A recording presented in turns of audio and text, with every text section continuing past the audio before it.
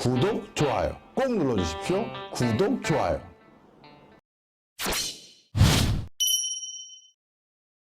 사실 인도에 이렇게 많은 IT 인력들이 배출될 수 있었던 건 초등학교 때 구구단을 100단까지 외우고 영의 개념을 개발했던 오래전의 선조가 있었고, 이런 유구한 역사와 기초교육이 잘 돼 있기 때문만이 아니라 고등교육을 만들어주는 인도의 최고의 명문대학이라고 할 수 있는 IIT. 이 IIT는 전 세계의 공학부 분야에서 랭킹 3위에 오를 정도로 여기 써 있네요.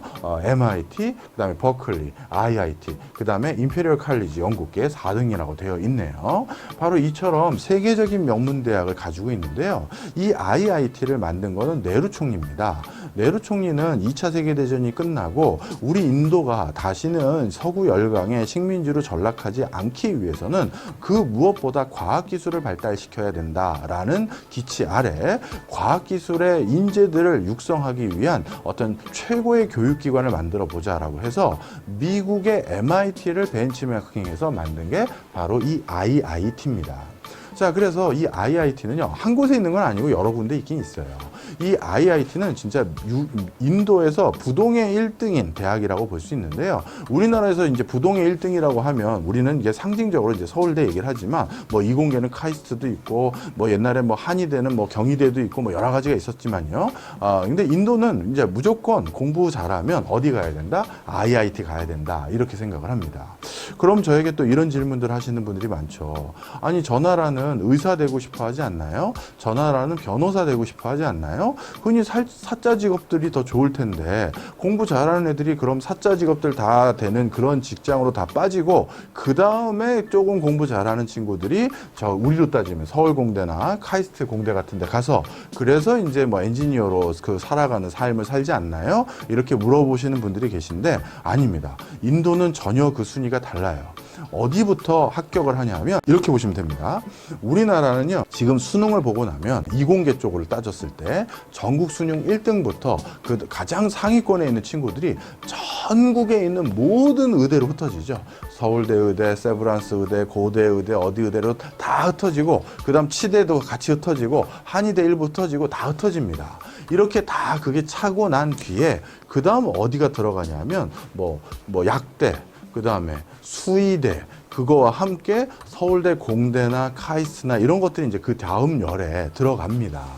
그래서 실질적으로 우리나라에서도 가장 영민하고 똑똑한 친구들이 의대 거일이 몰려있는 그런 형국이 많죠.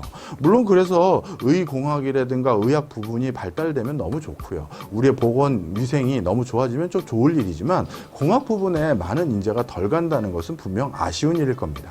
자, 그런데 인도는 그렇지가 않다라는 거예요. 인도의 학교 시스템은, 어떻게 보면 대학 입시 시스템은 우리 옛날 수능 이전의 학력고사 시스템과 똑같습니다. 지금 수능이나 스카이캐슬에서 나오는 이런 전형은요, 대학에 들어가는 방식이 너무나도 다양하잖아요. 나는 수능 보고 이 대학에 들어왔어. 난 수능까지 안 갔는데 나는 무슨 특별 전형 뭘로 들어왔어. 나는 무슨 외국의 특별한 경험을 가진 걸로 들어왔어. 나는 경진대 우수자로 들어왔어. 뭐 이런 여러 가지 경로로 그 대학을 들어가는 그런 전형들이 많습니다. 다양한 배경을 가진 사람을 뽑겠다는 취지죠. 근데 인도는 그런 전형이 거의 없습니다. 진짜 거의 없고요. 어떻게 뽑느냐? 우리 옛날 학력고사 때처럼 시험을 딱 봅니다. 그래서 그 동일한 시험에 전국 1등부터 전국 꼴등까지를 일렬로 쭉 배열해요. 그리고 그 일렬로 배열된 그 등수를 가지고 어느 대학 갈 건데라고 하는데, 그야말로 1등부터 100등, 1등부터 1000등이 전부 원하는 학교는 뭐 어느 학교 의대, 어느 학교 법대가 아니라 IIT의 공대들입니다. 자, 왜 그러냐? 그게 바로 이 좀 전에 이 화면, 그리고 좀 전에 인도에서 절대 IT 연구소를 세우려고 하지 마십시오라고 말씀드린 것과 맥을 같이 하는데요. 자, 인도의 청년들의 꿈은 간단합니다. 공대를 가야지만 이룰 수가 있어요. 어떤 꿈인지 설명을 드려볼까요?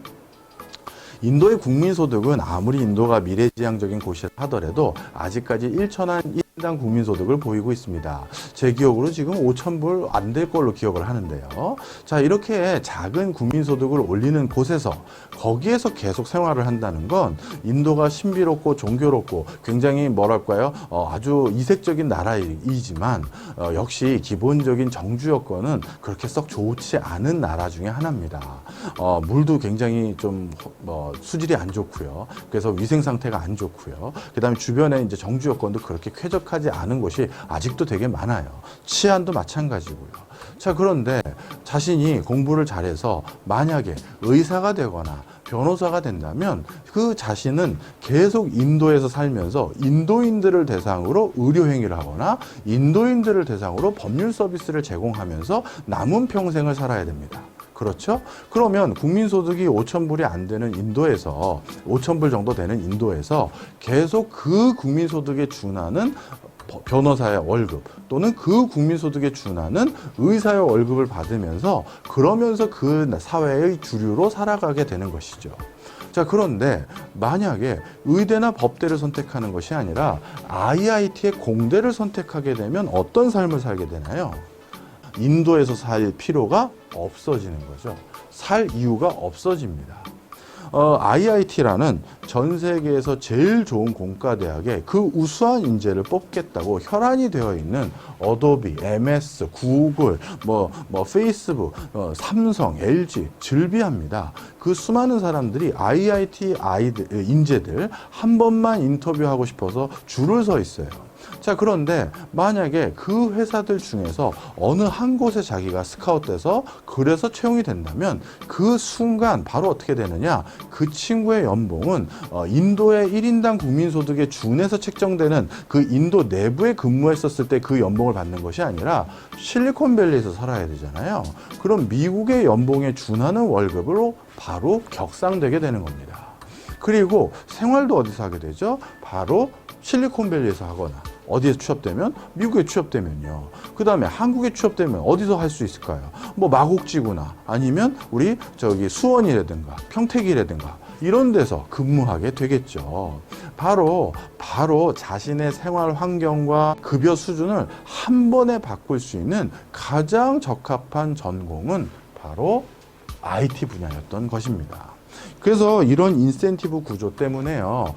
인도의 많은 청년들은 IIT에 열망하고 있고요. 그래서 인도의 가정들은 지금 어떤 모습이냐 하면요. 이렇게 보시면 될 것 같습니다. 이렇게 그 국민소득이 낮았을 때는 우리 옛날에도 그랬지만 모든 자녀들을 다 공부를 다 시켜줄 수가 없어요. 그렇지 않습니까? 그래서 어떻게 하느냐. 그 자녀분들 중에서 제일 똑똑해 보이거나 제일 공부에 재능이 있어 보이는 애를 집중 밀어줍니다. 어떻게 하느냐? 부모님들 두 분은 다 밖에 나가서 일해서 걔 학비 보태고 걔 학원비 보내고 걔 공부하는데 뒷바라지 하고요. 그럼 누나나 형은 어떻게 하느냐? 그 친구 공부 안 하고 TV 보거나 게임하면 바로 엄마한테 고자질하거나 등 두들기면서 너 공부 안 하고 뭐해 하면서 집중적으로 그 친구 하나를 IIT에 보내기 위해서 온 가족이 헌신해요. 그렇게 해서 그 친구가 IIT에 가서 그래서 좋은 성적으로 졸업해서 실리콘밸리에 취업하거나 수원으로 와서 취업하거나 아니면 싱가포르 가서 취업한다? 그 순간 그 집의 가계 소득은 4-5배 바로 뛰는 거잖아요. 그래서 온 그 인도의 국민들이 자신들의 자녀에 대한 교육열이 IIT 공대를 보내기 위한 교육열로 전부 다 투영되어 있다 해도 과언이 아닙니다.